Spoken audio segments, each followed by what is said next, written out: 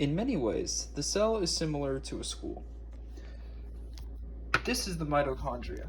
The mitochondria is the powerhouse of the cell. It creates the vast majority of chemical energy in the cell, which is then used to power biochemical reactions within the cell.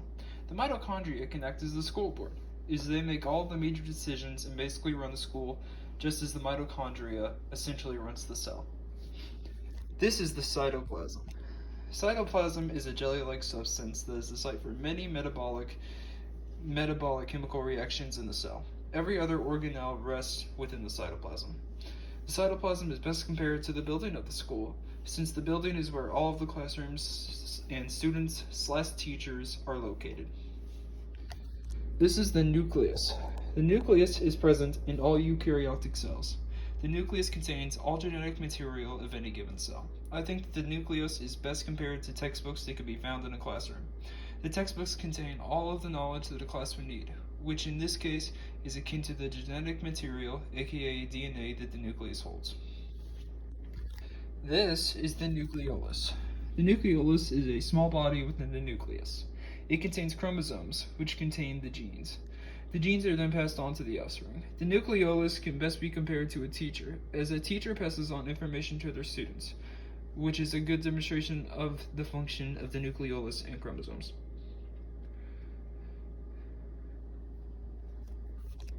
This is a chloroplast. Chloroplasts are a double-membraned organelle that helps to store light energy, helping photosynthesis occur.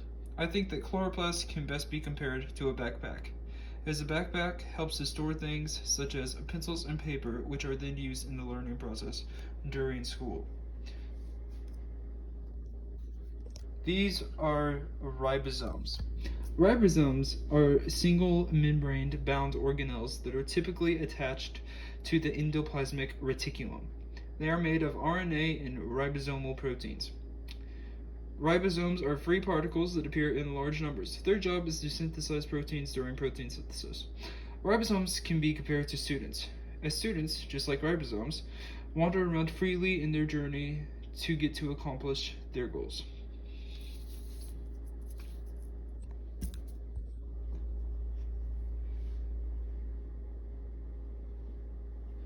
This is RNA.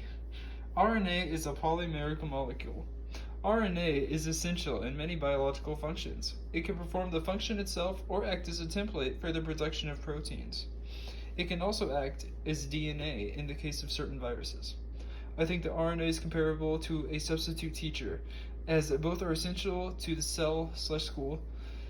The substitute teacher replaces the main teacher in some circumstances, just as RNA replaces the DNA in some cases.